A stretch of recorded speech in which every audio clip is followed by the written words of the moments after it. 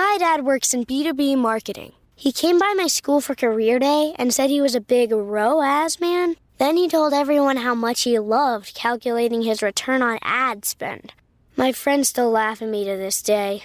Not everyone gets B2B, but with LinkedIn, you'll be able to reach people who do. Get a $100 credit on your next ad campaign. Go to linkedin.com/results to claim your credit. That's linkedin.com/results. Terms and conditions apply. LinkedIn, the place to be, to be.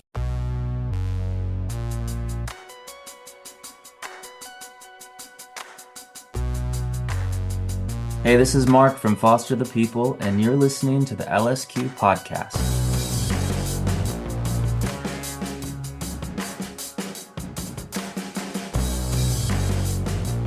Hello, thanks for pressing play on episode 109. I'm Jenny Eliscu, back after a little summer hiatus.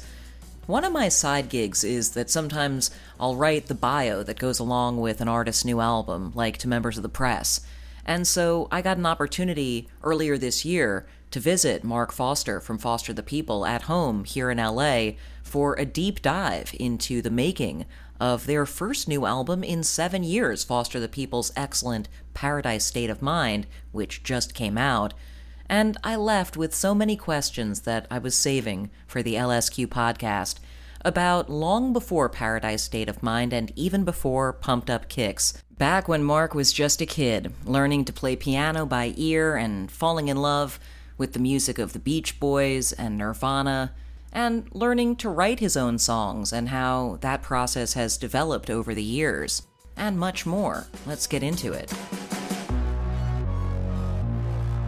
From a feeling level, like when a song is kind of coming to you, when it's like on the verge, does it feel like it's coming from outside externally? Does it feel like it's coming at you, or does it feel like it's coming out of you? God, I love that question because it's hard to answer actually, because it's somewhere in between.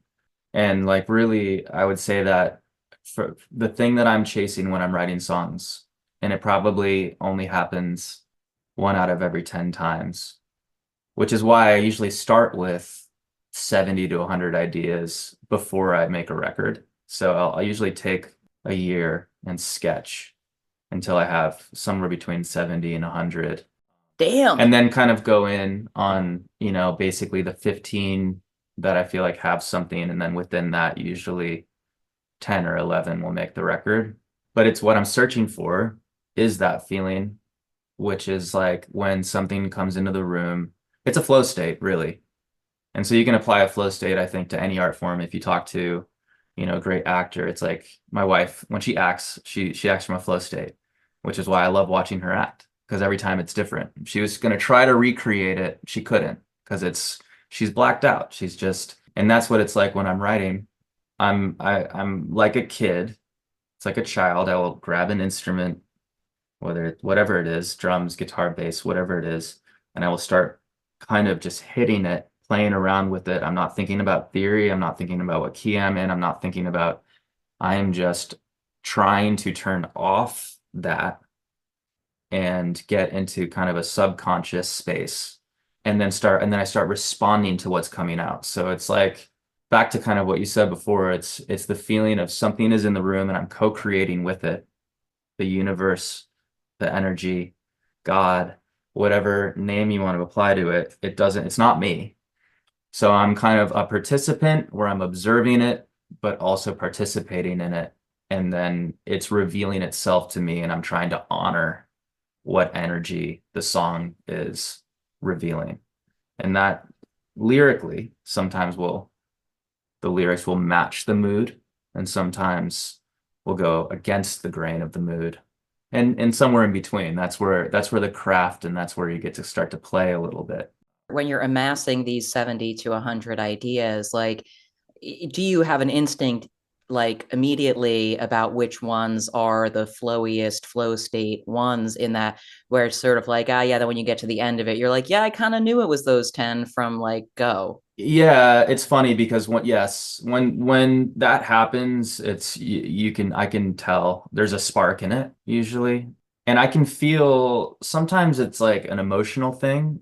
And this will happen when I'm doing vocals, but a lot of the vocals of songs that like I finish or that I'll put up at some point while I was doing vocals, whether it was kind of the vamp or with lyrics in the final vocal, at some point in that process, I'll probably have teared up. And so there's a moment where I'll be singing and I'll start to tear up, or I'll start to sometimes cry. If you listen to some takes, like if I could show you moments where I would have to, obviously they weren't usable. I had to re-sing it, but like in the middle, I'll just stop. I'll stop singing because I get choked up. And that's kind of that's when that feeling, it's like a physical manifestation of what that feeling feels like. It's like very, very reverent and vulnerable and innocent and full of love, like empathy, deep, deep, deep empathy. When do you first remember feeling that feeling, and this sort of cluster of feelings that are the arrival of something creative and the doing the process of playing instruments and trying to find the song? When I first started writing songs, I pretty much wrote, when I was trying to figure it out, it was with mostly an acoustic guitar, a pad, and a pen, and sometimes a tape recorder, but usually it was just a guitar, a pad, and a pen. And how old are you in this scenario? Well, I mean, I started writing song, I guess 11 or 12. But and that was me just kind of trying and learning. But truly, like when it started to click, I was like probably more like 19, 20. At that point, there's a lot of different processes, that I've tried.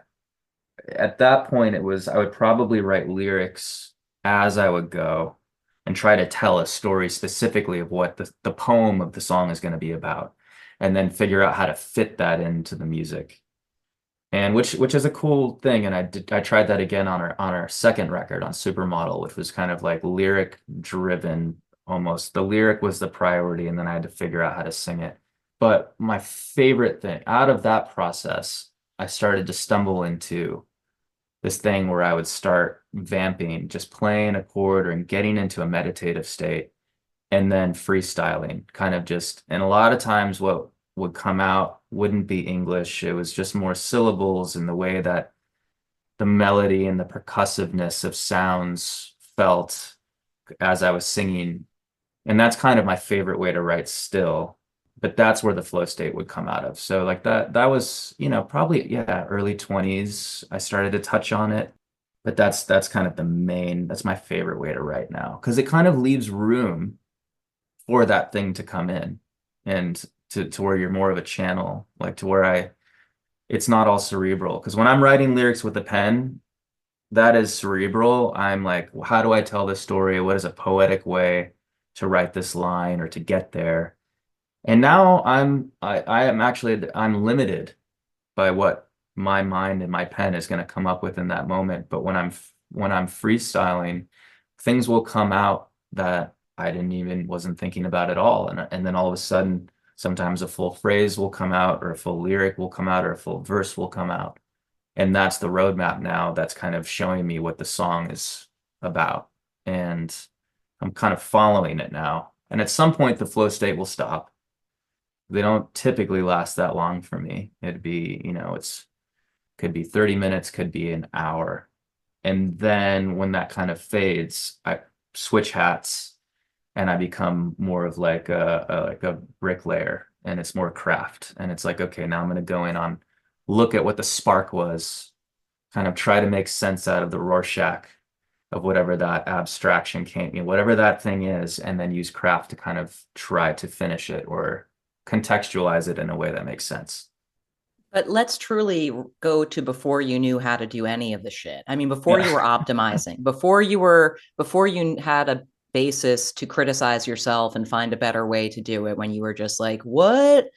I can write songs, or I want to write songs, or I like music, or just like music is my number one thing. Like the earliest, most innocent version of feeling this pull toward music, whether to make it or just to listen to it. When do you remember that happening? I don't. I think it was there from the beginning, from what my parents tell me. We had a piano in the house. And one day my dad, I was a toddler, he heard me playing the piano, poked his head around to see what I was doing. I think I was like maybe 8 months or 9 months, like just started walking. And I was standing at the piano, playing one note at a time and just putting my ear to it, listening to one note at a time. My dad was like, that's a pretty odd thing for a little boy to play piano like that, because usually, little boys go over and they bang on all the keys. And he said he just watched me kind of listen to each note. And then I started taking, we had a family friend that played piano and taught piano, and she started giving me lessons, but I don't remember. I just always remember playing, and it was, I was an only child, and I had a lot of free time growing up, outside of Cleveland and in a suburb. And there's just like not a lot to do. And I was a hyperactive kid. I had a lot of energy. I was curious about a lot of things. And which led to, kind of, I just remember long days as a kid of like nothing to do, nobody to play with, but music was always this kind of thing that I could, go to. So that was like a friend at that time. There was always a piano in the house. There was a guitar in the house. Yeah. So it's always been there. Were you learning just like those sort of the books of like grade one, piano introductory course, grade two, you get the blue book and the Yeah. green book, and was that the vibe? Yeah, yeah. With piano, it was Suzuki, which was like it was like an ear method. So was basically learning how to play. Yeah, it was classical music by ear, which is funny because at the time I learned some theory as well, but it just wasn't dependent on theory. And now I wish I'd learned more because my friends that are musicians now that are like theory heavy, it's amazing to talk to them because they're fluent in a different language that I don't, I understand a little bit, but not like, but yeah, it was all ear. It's Suzuki piano for a few years. And then, when I turned 10, I started playing the drums and kind of got into that for a few years and then missed melody. And the second I heard basically the Rock and Roll Hall of Fame open in Cleveland, it was brand new. My dad took me there to check it out. And they had these computers there. They were kind of like these, like where you put headphones on and you'd look at the etymology of like where music came from. So there'd be like a current band with their bio, and then there would be like a song, and then you would read, and then it was almost like a family tree. You'd see like what their influences were, and it kind of showed you like generationally how music has kind of trickled down or changed or evolved over time. And it was the first time I heard Nirvana, and I remember listening to, and it was Smells Like Teen Spirit, and it was their bio. And I think it was like the year after Kurt died. So it was like probably 95. And I remember that really affected me. I was 11, and I listened to it like probably like 30 times in a row at the Rock and Roll Hall of Fame. And it just really connected with me. And I got home and I figured it out, on piano, like how to play Smells Like Teen Spirit on piano. I remember saying to my dad, I was like, why doesn't it feel the same? Like it doesn't. And he's like, well, it's because it's on electric guitar. And I was like, oh, well, I need to learn how to play guitar then. I didn't realize that like the melody of that, like it didn't have the same feeling on piano, which is so funny to think about now. But so yeah, I started taking guitar lessons that week for maybe about a year. And then from that point, I just kind of taught myself and just played every day. But it was always a fun thing. It was never meant to be ever in a million years thought that it would be a career or my life. It was just fun. Did you start going to concerts when was that the thing? Yeah, went to some show. Yeah, I went to shows in Cleveland. There's Blossom. It's an amphitheater. The first concert I went to was the Beach Boys. My mom, I was 6 or 7. They were like my favorite band when I was a kid. And so they came into town, went there. It was my first show. I remember crying because the show started and I didn't know any of the songs. And there was this guy on stage in sequin pants doing the splits, running around. And in my like little 6-year-old brain, I thought that the Beach Boys had changed, that they'd modernized their sound for whatever, for the 90s. And then the person next to us watching the show, he's like, no, it's the opening act. It's David Cassidy. And then the Beach Boys came on and and then I told them that 20 years later when we played with them at the Grammys, and they're like, well, that'd be fun to do again. And we went we went and played with them, opened for them 3 months later at Blossom at that place, which was kind of just such a wild, wild, weird. Holy shit. Yeah, it's pretty special. So crazy. But in Cleveland, back to kind of the rock and roll kind of portion of it, Cleveland's a rock and roll town. So so when my first shows in Cleveland when I was kind of like 12, 13, and then through my teens in high school were like hardcore shows, metal, hardcore, metalcore, death metal, anything. So who did you think was the best from that scene at that time that you like would really ride for? Well, there are a bunch of great local Cleveland bands that I loved, you know. There's this band called Integrity, this band called Resist, and then kind of like, you know, there's State of Conviction, there was 216, there was Chimera, there was, but then like kind of more on the national like side, like Converge, you know, it's like Dillinger, you know, I remember Poison the Well coming through and seeing them, Hatebreed. I remember going to that show and being terrified in the pit. It's like one of the heaviest, you know, being like 15 years old in a Hatebreed pit, just around like biker dudes and like just make a circle, like all right, you know, just like oh my God, this is like. But it was an experience and it was such a cool, it was a great scene to be a part of because the community of it was so tight and everybody supported each other and I had a hardcore band. I was like my first band was a hardcore band. So we were if we weren't playing a show in Cleveland on the weekend, we were going to see our friends' bands play shows on the weekend. And it was kind of it was years of that, you know, just living in that scene. It was a real scene, really special. And it's still there. And you were the singer in your hardcore band. I was, yeah. So was that a lot of throat scraping, kind of tonsil rattling? Yeah, mostly it took me a year of practicing in my room before I had a good scream. I couldn't do it now. I would have to like build those muscles back again. Like it's yeah. And so you were though starting to write songs during that phase, obviously, because you had the hardcore band. But like you mentioned earlier, that at a certain point, Melody called you back. So what was the return to Melody phase? Well, when I moved to LA from Cleveland when I was 18, I graduated high school and I moved to LA to, you know, kind of go on an adventure and see what else was out there. And I didn't have, so I had I had a Warlock guitar. Do you know what that is? I feel like I can picture it, maybe. It's like, oh man, it's so embarrassing. I ended up pawning that.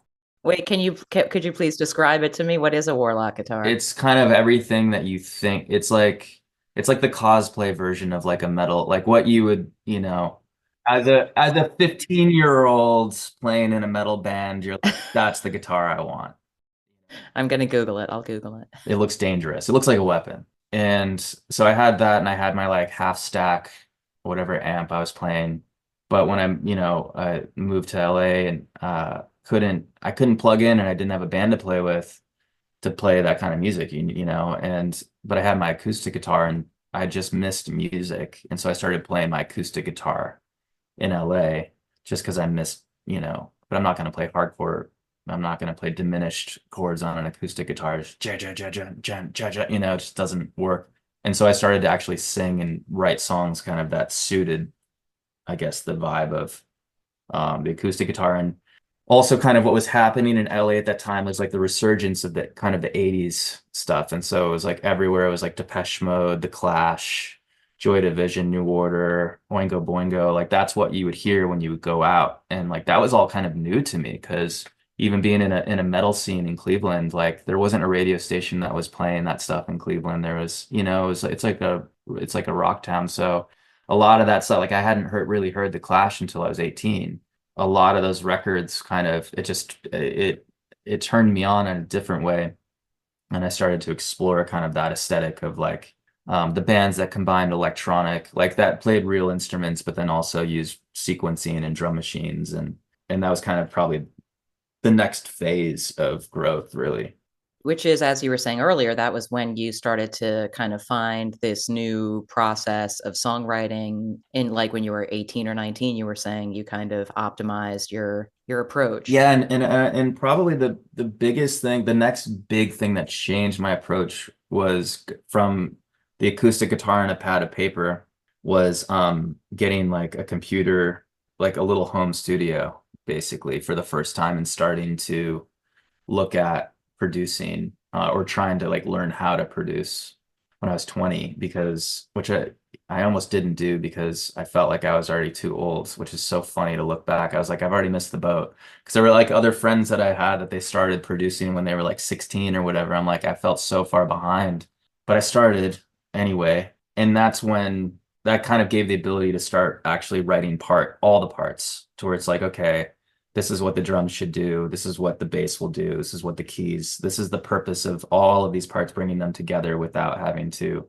workshop it or try to get 5 guys together in a room in a rehearsal space to make music. And the ability to start to make like record while being in a flow state and having the computer actually capture those moments.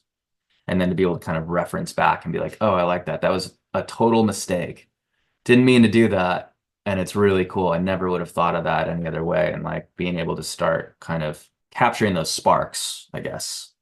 At that point, though, you didn't come to LA thinking, okay, I'm going to try and bust into the music biz, but you were playing music and writing songs as it just drew you in. When did you start to think like, fuck, this is what I want to do the most. Let me try and find applications of it that I can do for now. Well, I wouldn't have made them. I moved to LA. I had already had that revelation before I moved to LA, which is why I packed up and moved, because I almost joined the military. I barely graduated high school. I didn't know what to do next. All my friends had their futures plotted out. And I was really close to joining the military, actually, because those recruiters, they love Ohio. So they were at our high school every day, set up and, at lunch and whatever. And I took my ASVAB test. I was talking to a couple of the branches and decided I picked a job out in the Air Force. And they were kind of just like, all I had to do was sign on the dotted line. And they were calling my house every day, like kind of hounding me. And I remember one morning I woke up and it was a Saturday morning. I remember it clear as day. I went into the kitchen.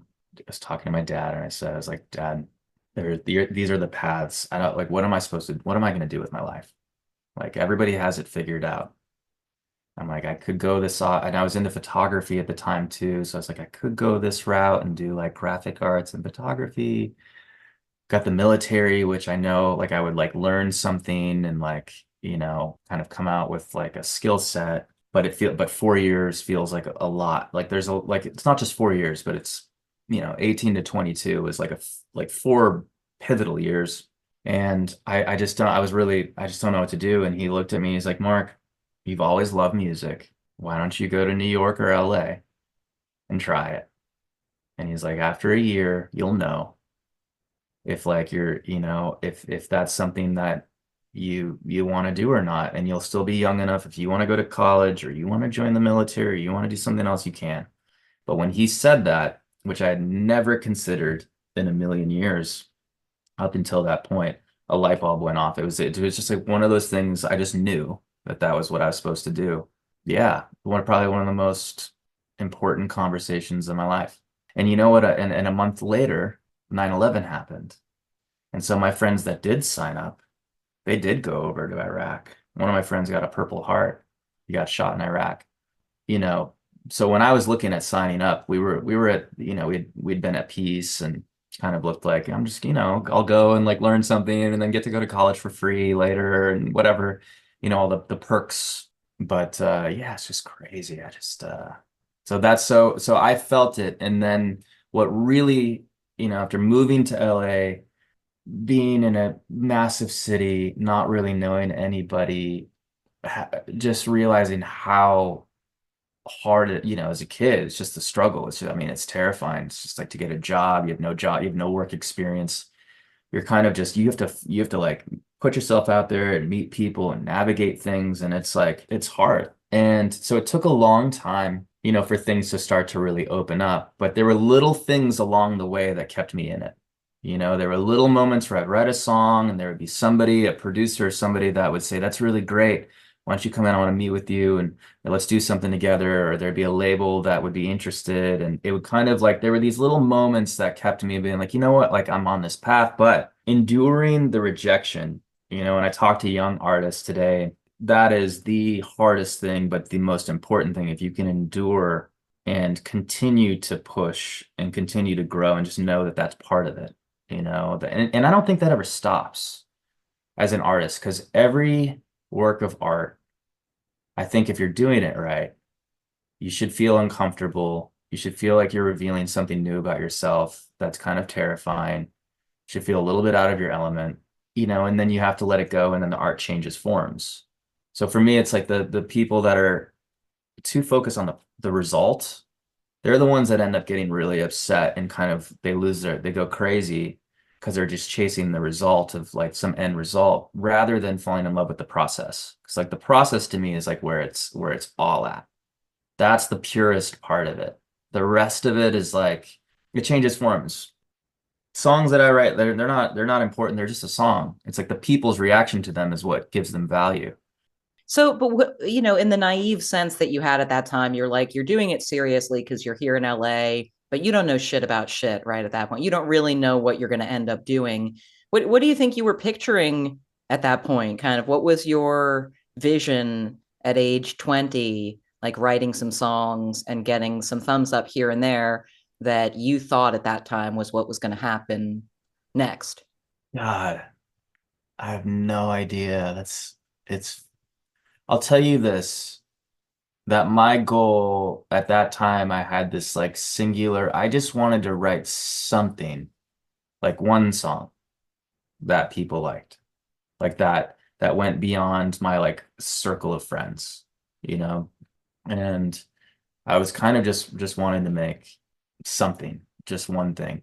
And so then when things, 8 years after I moved to LA, started to open up when I was 26 and started Foster the People and wrote Pumped Up Kicks, and kind of that started to take on a life of its own, and then found a record label and started working on my first record.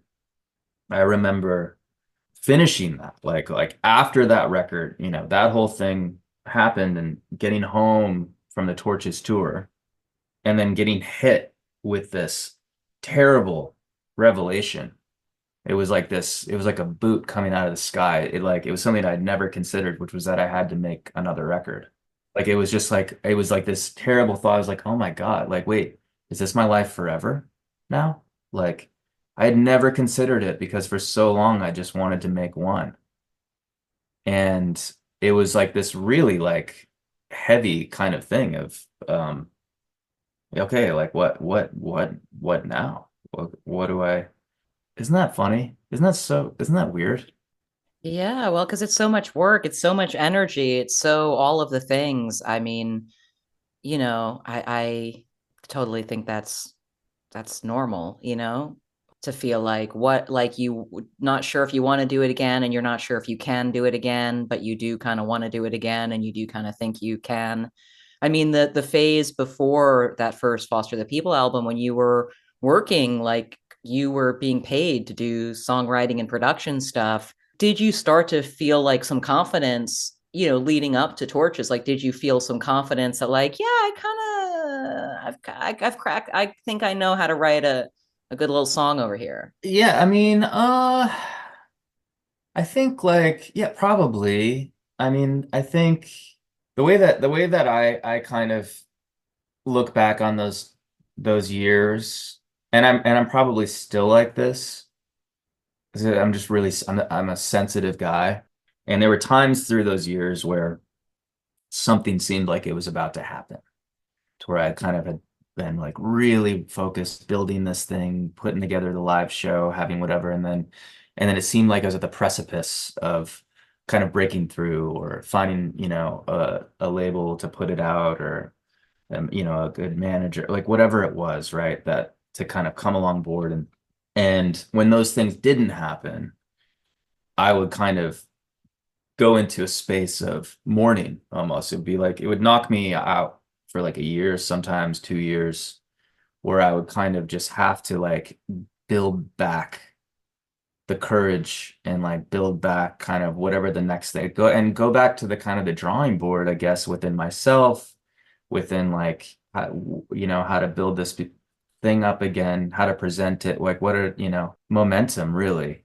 And right before I started Foster the People, I was basically coming off of the heels of a season where I was about to, I wouldn't say give up, but I was planning to move to Turkey. I like basically had it in LA. So I moved from Silver Lake. I was in this house in Silver Lake that was great, and that with, with a few roommates, and I had a little studio there, and I was working at Alcove, a coffee shop in Los Feliz as a barista. And so I was like working like full time at the coffee shop, and then I would write songs, you know, when I was not working. And I moved out of that house into this place called the Brevoort Hotel in Hollywood, which is like now, when I like look back and like look at it, I'm like, oh, it's like the West Coast Chelsea Hotel. It was this like really wild artist kind of like Joe Dallesandro from like The Factory and like Warhol's films and stuff. Like he manages the building. There were all these characters and artists that lived there. It was $420 a month for my like little rent, and no kitchen. So I moved there to save money to basically move out of the country. Wait, and why were you, sorry for a detour, but why were you going to Turkey? I don't know. I wanted to, I don't know. It sounded interesting. You were like, it's far away from this fucking It's place. a place where nobody, like, I didn't want to be around anybody that spoke English and thought like in like a Western mindset at all. Like I wanted to be on the other side of the world, like in a fucking desert, And just and I because I also felt like my youth was passing. I was like, I'm spending half my 20s were gone chasing this thing that may or may not ever happen in a city that was a grind. And I wanted to see the world. I wanted to see things. I wanted to do things. Like we only get like, get a limited amount of time here. This whole thing was just on the heels of really the death of a dream. It was the death of my dream. And that season lasted probably, a year and a half, 2 years, building up to like 2 years of bitterness and fear and kind of the death of my dream. And so I moved there to leave. And right when I was like saving up money to move to Turkey, I get a phone call. And that's when Mophonics called me, the company that, they're a music house for commercials and TV out of Venice. And they're like, we want to meet with you to be an in-house composer. And so I was like, okay. And they were like a really cool company, like it was a really good vibe, And they did cool stuff. They had a lot of like kind of more left, like artistic leaning commercials. And so I went down there and I met with them, and they were like, we want to bring you in as an in-house composer and put you on salary, and you'll get, here's your little studio. And I said, okay, like this sounds great. I'll do this, but I just want you to know in 6 months from now, I'm moving to Turkey. So I will I'll do this until then, but and even then I'll have music stuff with me if when I go to Turkey, like I can still like, I'll still independently, I can still like do things from over there remotely and work with you guys, but that's the plan. They're like, okay. And so I basically phased out of the coffee shop. I didn't have to be a barista anymore, and I got to actually make music for the first time in my life and make money at it. That was kind of like the beginning. That kept me in LA. I booked my first, it took a little while, but I booked my first commercial and I put a little bit of money in my pocket. And it timed out perfectly right when my original car that I drove from Ohio, which was my mom's car, 93 Camry, that she gave me to drive out. By the time that thing kicked the bucket, like, I mean, I had put, yeah, it's like, I don't know, probably 380,000 miles or 400,000 miles on it. It was like the window was duct taped, no AC for years. Like I would pull up to restaurants or whatever, drenched in like LA summer with no air conditioning and only two windows that rolled down. Like you can imagine just like showing up at a restaurant, just like covered, just wet, looked like I just took a shower. And right when I booked, finally had like literally like a week or two after I booked my first commercial and had some money, that car died. And it was such a like universal God thing to me that car, if it would have happened any earlier, like I would have been toast. Like I don't know what I would have done, it was like right at that moment. And I started to kind of come around to this idea that the band thing, the songwriter thing, me as an artist, if that doesn't happen, at least I get to make music and I can have like a life making music, and that's okay. I started to kind of feel like, you know what? I feel I'm really lucky that I get to just do this. And right around that time, Mark Pontius, our drummer, who I've been friends with for years, and I knew if I ever started another band, I would want to do it with him. Like he was the first guy I was going to call. And right around that time, his band, he was in this band called Malbec, and they were kind of breaking up.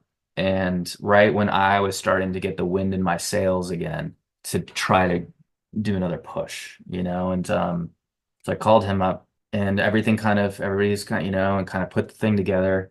And we started playing some shows, we started doing a couple things, and then very, very quickly life changed. But I always look at that year when the dream died, it was actually the most necessary thing, because with my dream dying, my fear died with it. My fear needed to die with the dream. All the things that I was like kind of quietly holding back on or not doing, or because or whatever it was, even down to just like, consistently playing shows live, which I was terrified of. When we put together Foster the People and started, all that stuff was gone. There was like nothing to lose. And it was like that addict, the paradox of that, of like the things that I was afraid of before, where it's like I needed to kind of kill that, let go of all that, and then do the thing that that we were all probably afraid of with full force. And then everything kind of changed. Yeah, it's amazing to me when I look back on that period of time, just because the contrast of the extremes of moving to Turkey and being completely done with LA, to a year later making our first record with Greg Kurstin, Paul Epworth, Rich Costi, and getting to play around the world. Yeah. Yeah, I mean, I know something that I noticed that I'm curious about. You were talking earlier about, just identifying as a very sensitive person and knowing that you have these kind of reactive moments of sensitivity, even as you said, after Torches, thinking like, what if I have to do it again, or sort of freaking out about that. Do you think that that's just kind of part of what you need as a creative person, is this cycle of optimism and sort of retreat and building it back up again? What I personally need, or you think like you're saying like blanket any creative? No, I mean you. Like I wonder if that's just sort of part of what works best for you most naturally, is that being a sensitive person, there's always going to be these moments when you just sort of want to retreat a bit and reconnect with the thing that was there in the first place. Yeah, I mean, probably. I mean, and I think there's healthy versions of that and there's unhealthy versions of that, and I've done it both ways. But I think that in the healthy version of that, it's kind of the ebb and flow. It's like breathing in and breathing out. It's like it's interesting that there's a built-in apparatus in all of us that's just inhaling and exhaling. It's almost like, why is that there in life? It's like it's in front of us the whole time, but it's also something like psychologically and emotionally that I feel like as a person, I've tried to understand just how to let go, how to take somebody in, whether it's a friend, whether it's love, whether it's information, whatever, and then also how to let go of things that I don't necessarily need. And it's like this constant throughout the day, we're inhaling and exhaling. And with art, after an expression of making a record, I have to fill the well back up with life. And so that can come through the form of books, conversations, traveling, friendships, internal kind of meditative thing, any kind of exploration that's just filling in. It's just finding the new ingredients of whatever is going to then get kind of processed subconsciously. And those are going to be the colors that will come out into the next thing. And if I try to just make music, I can make music, right? I could do something right away. And I've tried that before, and I burnt out. I'm trying to make something without the fluidity of life kind of churning within. So yeah, for me it is. There's definitely a process of pulling back and kind of absorbing life again before feeling like I, have something to say. Well, thank you so much for getting together to do this, Mark. It's awesome to see you. Yeah, you too. Thank you. Whenever we talk, I'm always thinking for the rest of the day about everything we've talked about. It's very activating. I appreciate that. I love talking to you. Foster the People are out on tour in the next several weeks, and I'm sure they're going to be expanding beyond these initial dates for Paradise State of Mind, so keep up with them at fosterthepeople.com. And thanks again to Mark for that awesome conversation. And thank you again for listening to the LSQ podcast. You can catch up on other episodes on all of the podcast platforms and at jennylsq.com, and you can reach me directly on Instagram at jennylsq.